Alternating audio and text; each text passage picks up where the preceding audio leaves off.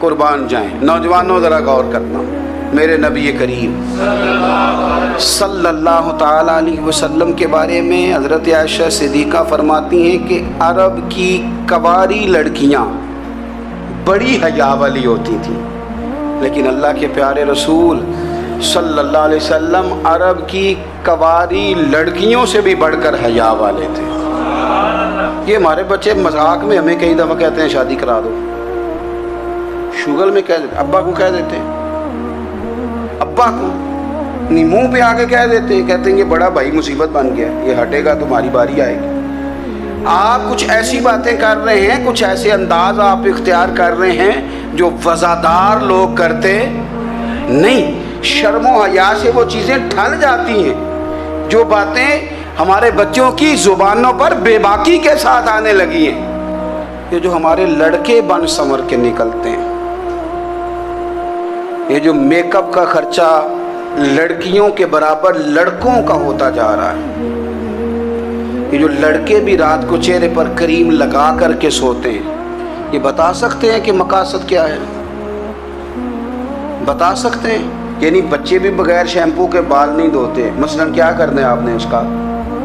بڑی بڑی قیمتی چیزیں جو ہیں وہ آپ نے رکھی ہوئی ہیں، مقصد کیا ہے؟ یہ جو ہمارے بچے بن سنور کے نکل رہے ہیں تو کیا دعوت دے رہے ہیں سوسائٹی کو؟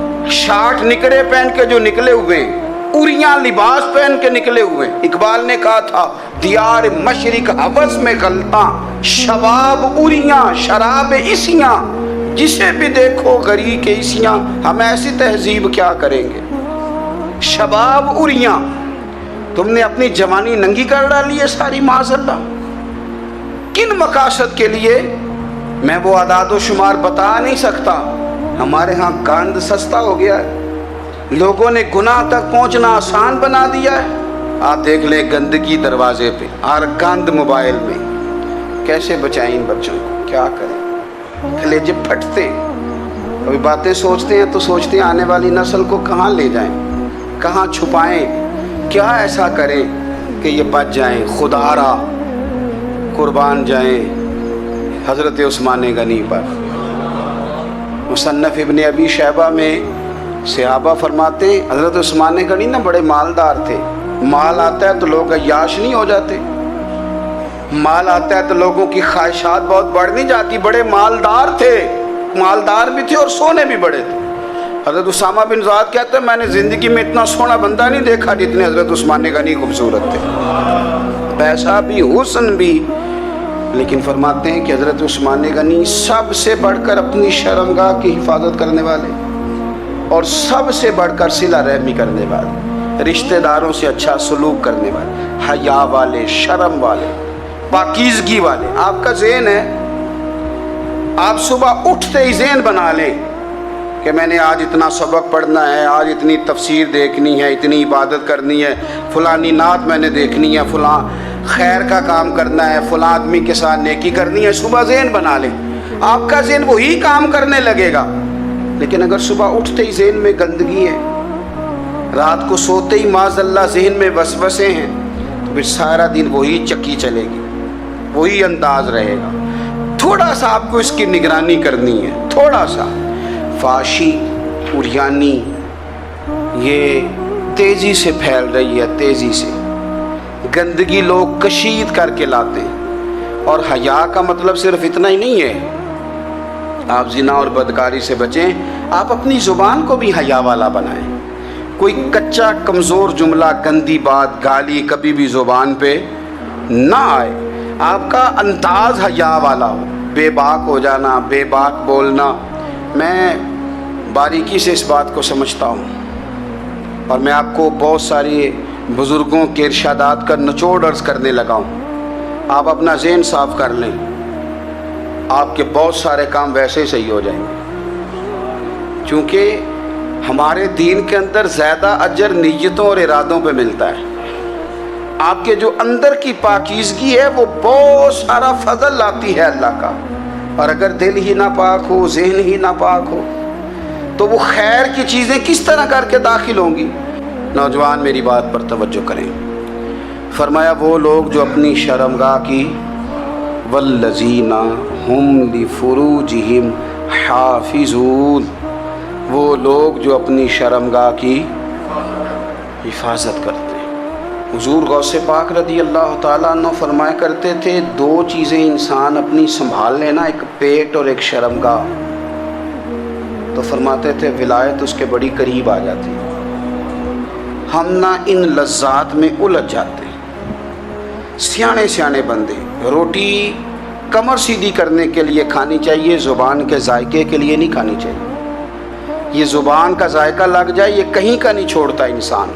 اپنی شرمگاہ کی جو لوگ حفاظت کر لیتے ہیں، کوئی بڑے سے بڑا گناہ کرنے سے بھی بندہ کافر نہیں ہوتا، بندہ کفر کرنے سے کافر ہوتا ہے۔ گناہ بڑے سے بڑا کرنے والا بھی گناہ گار ہے، کافر نہیں۔ لیکن بعض گناہ ایسے ہیں جو جس وقت بندہ کر رہا ہوتا ہے اس وقت وہ مومن نہیں ہوتا۔ میرے نبی کریم صلی اللہ تعالیٰ علیہ وسلم نے فرمایا، جب کوئی شرابی شراب پیتا ہے اس وقت مومن نہیں ہوتا۔ جب کوئی چور چوری کرتا ہے تو اس وقت مومن نہیں ہوتا، اور جب کوئی زانی زنا کرتا ہے تو تب وہ مومن نہیں ہوتا۔ اتنی دیر کے لیے اس کے دل سے ایمان نکال لیا جاتا ہے۔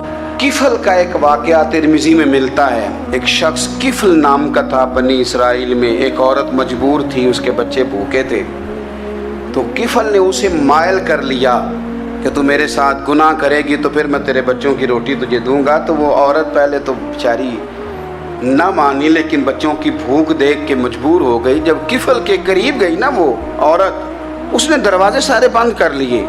ترمذی شریف میں اس کا واقعہ موجود ہے۔ چاروں جانب سے بند ہو گیا سارا کچھ، لیکن جب وہ کفل کہتا ہے میں اس بی بی کے پاس جانے لگا تو عورت کا وجود کانپتا تھا۔ جس بندے کو گناہ کی طرف جاتے اس کی طبیعت میں ہیجان پیدا ہو تو معنی یہ ہے کہ ابھی ذہن پورا غلیظ نہیں ہوا، ابھی طبیعت پوری گندی نہیں ہوئی، ابھی ایمان کی بہت ساری قسمیں موجود ہیں، عورت کا وجود کانپتا ہے۔ تو کفل کہتے ہیں کہ میں نے اسے کہا کہ سارے دروازے بند ہیں، ڈرتی کیوں ہے؟ تو کہنے لگی ڈرتی اس لیے ہوں کہ سارے دروازے بند نہیں ہوتے، ایک دروازہ کھلا ہے اور وہ دروازہ رب قدیر کا دروازہ ہے، اسے کیسے بند کیا جا سکتا ہے؟ تو کہتے ہیں جب اس نے یہ لفظ کہے تو مجھ پر بھی بات کا اثر ہوا، مجھ پر۔ تو میں نے کہا کہ اگر تو عورت ہو کے رب سے اتنا ڈرتی ہے تو مجھے تو اس نے مرد بنایا ہے، تو مرد تو ہوتا ہی وہ ہے جو اپنے آپ پر کنٹرول کر سکے۔ تو اب نہ معاملہ آگے جائے گا، اب یہاں بات رکے گی نہیں، جا میں تجھے آزاد کرتا ہوں۔ عورت گئی، اس نے توبہ کی کفل نے، اور رات رو کے کہنے لگا مالک آج میں نے توبہ کی ہے تو میرے اوپر مہربانی کرنا، میری توبہ ٹوٹنے نہ پائے۔ رات اس نے توبہ کی، رات ہی انتقال ہو گیا۔ لوگوں کو پتا تھا بڑا بے حیا ہے، بد کردار ہے، گناہ گار ہے، شاید لوگ اس کا چہرہ دیکھنے بھی نہ جاتے، پر مالک کریم ہے نا۔ حضور فرماتے ہیں سویرے اس کے دروازے پہ لکھ دیا اللہ نے، لوگوں رب نے کفل کے سارے گناہ معاف کر دیے ہیں، اس کے دروازے پہ لکھ دیا گیا۔ جب آپ اپنی حفاظت کرنا چاہتے ہیں تو اللہ پھر اسباب بھی پیدا کر دیتا ہے۔ اپنی شرمگاہ کی، اپنی نظر کی آپ خوب حفاظت کریں۔ اور میں آپ کو ایک بات عرض کروں، ایک بندے کے باحیا ہو جانے سے نا، ایک بندے کے ٹھیک ہو جانے سے اس کے دائیں بائیں بے شمار لوگ ٹھیک ہو جاتے ہیں۔ نہ چاہتے ہوئے بھی آپ کی نیکی کا اثر آپ کے دوستوں پہ پڑتا ہے، نہ چاہتے ہوئے۔ اور ایک بندے کے بگڑ جانے سے اس کے دائیں بائیں بہت سارے لوگ بگڑ جاتے ہیں، بہت سارے لوگ بگڑ جاتے ہیں۔ آپ اگر اپنے لب و لہجے پر یہ پابندی لگا سکیں اور اپنے آپ کو اگر آپ سنبھال سکیں تو پھر یاد رکھیے گا بڑی ساری چیزیں بہتر ہو جائیں گی۔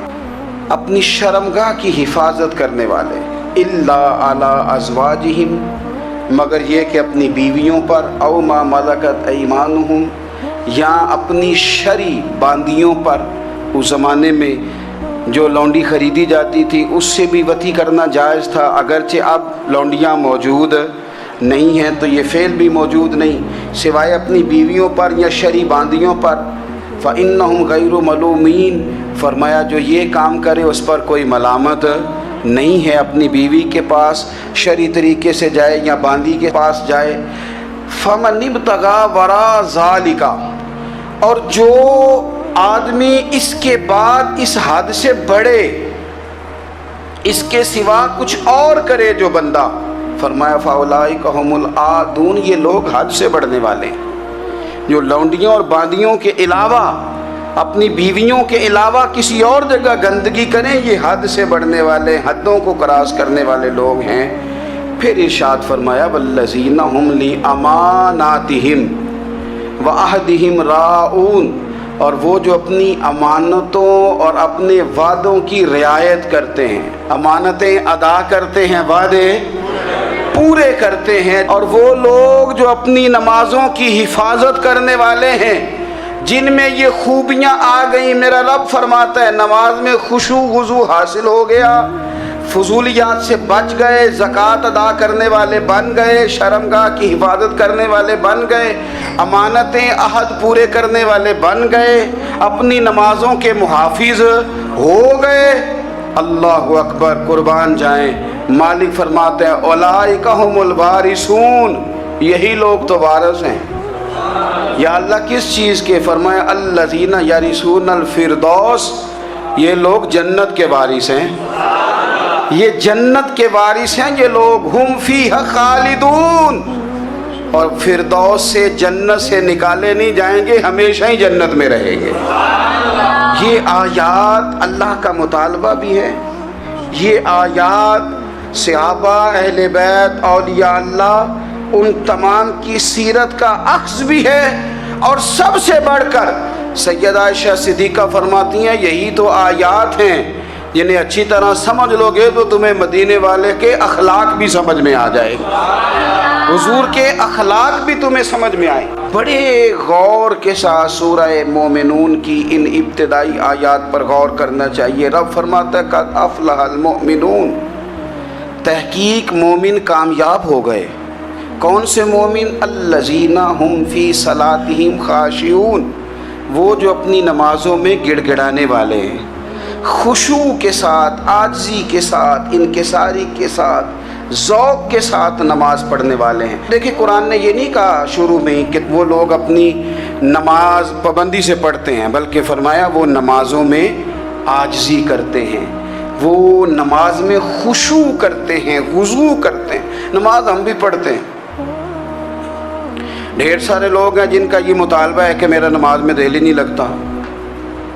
पहली बात तो ये है कि दिल ना भी लगे तो नमाज फिर भी पढ़नी है, और दूसरी बात ये है कि दिल लगाने को भी तो कुछ इंसान के पास चीज़ें होनी चाहिए ना, कोई ज़रूरियात होती हैं। सबसे पहली बात ये कि मसला नमाज का नहीं, मसला अहमियत का है। आपने अल्लाह तबारक व तआला की ज़ात की, रब करीम के जलालत की जितनी ज़्यादा अहमियत अपने दिल में महसूस कर ली, उतना ही नमाज की तरफ तवज्जो आपकी बढ़ जाएगी। आप सादी सी मिसाल है, गौर कर लें, जितना आप अपने उस्ताद को प्रोटोकॉल देते हैं, जितनी इज्जत करते हैं, उतना ही वक्त पे आप उनके पास पहुंच भी जाते हैं। अगर आपके दिल में अहमियत नहीं है तो आप टाल देंगे, और जिस उस्ताद की अहमियत है उसके फ़ोन की घंटी बजते ही फ़ोन भी उठाया जाएगा, और बात पूरी मुकम्मल भी नहीं होगी तो कहा जाएगा जैसे आप कहेंगे, और जो वक्त वो देंगे उनसे 10 मिनट पहले पहुंचने की कोशिश भी की जाएगी। बस समझ लें दिल लगने ना लगने का मसला नहीं, अहमियत का मसला है। आप जितनी अपने मालिक की बारगाह की अहमियत समझ लेंगे, उतना ही वक्त पे मस्जिद आएंगे, उतना ही शौक़ से नमाज पढ़ेंगे। दूसरी बात, नमाज के तर्जुमे पे गौर करें। आप यकीन करें अगर नमाज का तर्जुमा हमें आ जाए ना, तो हमें तो यूँ लगे कि हम तो अपने मालिक की बारगाह में अर्ज़ो मारूज़ करने हाजिर हुए हैं। ये सूरह फातिहा ही देख लें आप, हुजूर फरमाते हैं, रब फरमाता है सूरत फातिहा आधी मेरी है आधी मेरे बंदे की है। जब उसने कहा अल्हम्दुलिल्लाह रब्बिल आलमीन अर्रहमानिर रहीम मालिक यौमिद्दीन इय्याका नअबुदु व इय्याका नस्तईन, जब यहाँ तक वो लफ्ज़ कहता है तो ये हिस्सा मेरा था। उसने अपने रब की तारीफ़ की, और जब कहा ना उसने इहदिनस सिरातल मुस्तकीम, اب بندے نے التجائیں شروع کر دی. اس نے کہا کہ مالک بھی تو ہے, رحمان بھی تو ہے, رحیم بھی تو ہے, عبادت بھی تیری کرتے ہیں تو مدد بھی تو تجھی سے مانگنی ہے نا. اب مہربانی فرمانا اہدنا الصراط المستقیم, ہمیں سیدھا راستہ دکھا دے. صراط الذین انعمت علیہم, ان لوگوں کا راستہ دکھانا جن پر تو نے انعام کیا ہے. غیر المغضوب علیہم ولا الضالین, ان کے راستے پہ نہ چلانا جن پر تیرا غضب ہوا, جو گمراہ ہو گئے ان کے راستے. تو نماز میں جب ترجمے پر آپ کا غور ہوتا ہے تو آپ کا تو دل خود بخود لگ جاتا ہے, شوق بڑھ جاتا ہے آپ کا. تو اتنی چیزیں ہم زندگی میں یاد کرتے ہیں, تو اگر ترجمہ بھی نماز کا یاد کر لیں اور پھر شوق سے پڑھیں تو آپ یقین کریں طبیعت کھینچی چلی آئے گی. ہمارے یہاں کچھ لوگ نماز پڑھتے ہیں پر بڑی لاپرواہی سے پڑھتے ہیں, کبھی ادھر دیکھتے ہیں, کبھی ادھر دیکھتے ہیں, کبھی بال سہلاتے ہیں. وہ میں نے دیکھا ہے سجدے جا رہے ہیں تو سیانے سیانے بندے کبھی کپڑے کو چھیڑ رہے ہیں, کبھی جگہ کو چھیڑ رہے ہیں. میرے نبی کریم صلی اللہ تعالیٰ علیہ وسلم نے فرمایا ان لوگوں کا کیا حال ہے جو اپنی نماز میں نظریں آسمان کی طرف اٹھاتے ہیں, رکوع سے اٹھے تو اوپر دیکھنا شروع کر دیا, کیا حال ہے ان کا. اور پھر حضور نے ایک موقع پر تو سختی فرمائی, فرمایا جو نماز پڑھتے اپنی نظریں آسمان کی طرف اٹھاتا ہے وہ باز آ جائے, ورنہ ایسا نہ ہو کہ رب اس کی آنکھیں ہی چھین لے. وہ باز آ جائے اس کام سے. خشوع کے ساتھ نماز پڑھے, عاجزی کے ساتھ نماز پڑھے, اس کا دل لگا ہوا ہو نماز کے اندر. میرے نبی پاک صلی اللہ تعالیٰ علیہ وآلہ وسلم کے غلام حضرت انس بن مالک رضی اللہ تعالیٰ عنہ فرماتے ہیں کہ رسول پاک صلی اللہ علیہ وسلم نے مجھ سے فرمایا تھا کہ بیٹے نماز میں ادھر ادھر دیکھنے سے بچو, کیونکہ فرمایا نماز میں ادھر ادھر توجہ کرنا یہ بندے کو ہلاک کر دیتا ہے. ہلاکت ہے اس میں اگر تم نے ادھر ادھر توجہ ہوگی. نماز تم مالک کی بارگاہ میں کھڑے ہو اور تم دیکھ ادھر ادھر رہے ہو. تو ایک تو نماز عاجزی کے ساتھ. پھر فرمایا والذین ہم عن اللغو معرضون, وہ لوگ جو فضول باتوں سے, لغویات سے اپنا منہ پھیر لیتے ہیں, فضولیات سے. ہمارے ہاں نا بہت سارے لوگ ایسے ہیں جو بلا وجہ ان چیزوں میں دلچسپی لیتے ہیں جو ان کے مطلب کی نہیں ہے. ان کے مطلب کی مطلب آپ کسی سے ملنے کہتے ہیں کیا حال ہے, ٹھیک ہے جی. بچوں کا کیا حال ہے, ٹھیک ہے. بچے کتنے ہیں؟ تو بھئی آپ کو جب پتہ ہی نہیں تھا کتنے ہیں تو حال کیوں پوچھا آپ نے؟ آپ کرتے کیا ہیں؟ آپ کا بڑا بھائی کیا کرتا ہے, چھوٹا بھائی کیا کرتا ہے, ابا جی کیا کرتے ہیں؟ تو یہ آپ کے مطلب کی بات نہیں. آپ مطلب کی مقصد کی بات کریں, بے مقصد باتوں میں الجھنے کی ضرورت نہیں ہے. دیکھیں اپنا ادارہ میں چلاتا ہوں, اپنا گھر آپ چلاتے ہیں, اپنی ڈیوٹی آپ کرتے ہیں. آپ کو زیادہ بہتر پتہ ہے کہ آپ اپنا گھر کیسے چلا رہے ہیں. مجھے زیادہ بہتر پتہ ہے کہ میں مدرسہ مسجد, مجھے زیادہ بہتر پتہ ہے اس کے اندر کون سی اصطلاح کس طرح کرنی ہے, یہ مجھ سے زیادہ بہتر کوئی بندہ جانتا نہیں. اب ہم کیا کرتے ہیں, جب ہم دوسرے کے کام میں مداخلت کرتے ہیں تو دو نقصان ہوتے ہیں. ایک تو اس کے ساتھ ہمارا رائے کا اختلاف ہو جاتا ہے, اور دوسرا ہمارے اپنے بہت سارے کام رہ جاتے ہیں کیونکہ ہماری توجہ ہی دوسرے کی جانب تھی, اپنے بڑے سارے کام رہ جاتے ہیں. اس لیے بہت ساری ایسی چیزیں ہیں جن میں بلا وجہ کوئی مقصد نہیں. ہم پرانے لوگوں سے باتیں سنا کرتے تھے, ہمارے بزرگ کہا کرتے تھے جڑے پنڈ جانا نہیں, جڑے پنڈ جانا نہیں ہوتا راہ پوچھنے دی کی لو. لغویات میں نہ الجھے, فضولیات میں نہ الجھے, یعنی ٹو میں رہنا, ٹو میں. آپ یقین کریں میں نے پرسنلی طور پہ اس چیز کو محسوس کیا ہے کہ ہمارے بہت سارے اہم حقوق صرف اس لیے مس ہوتے ہیں کہ ہماری اپنے سے زیادہ توجہ سامنے والے پہ ہوتی, سامنے والے.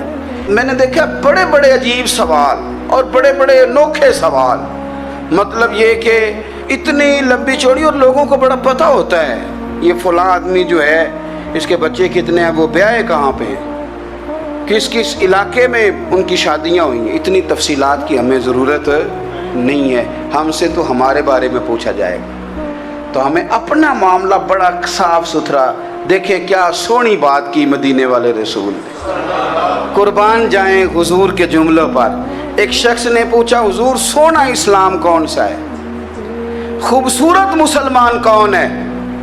تو نبی پاک صلی اللہ علیہ وسلم نے فرمایا وہ خوبصورت مسلمان ہے جو بات اس کے مقصد کی نہیں بے معنی ہے وہ بات وہ چھوڑ دے، بے مقصد باتوں سے الجھنا جو بندہ چھوڑ دے وہ مسلمان بڑا سونا مسلمان ہے۔ ہم کمزور اس لیے ہوتے ہیں کہ ہماری توجہ زیادہ دوسروں کی باتوں پر پڑتی ہے۔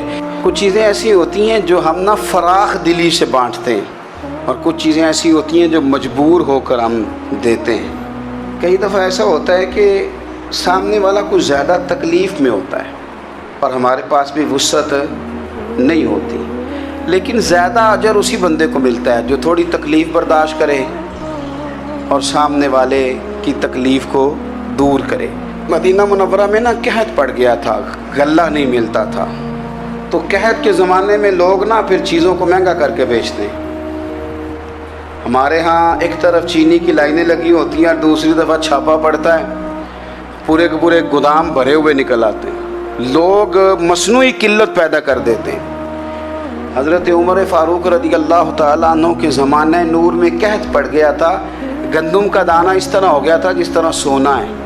سیدنا عثمان غنی رضی اللہ تعالیٰ عنہ کے نا بہت سارے اونٹ غلے کے بھرے ہوئے مصر سے آئے، اور لگتا یوں ہے کہ وہ شخص آپ ہی کو غلہ دیتا تھا، کسی اور کو دیتا بھی نہیں تھا، جو اونٹ بھر کے اس نے لیے۔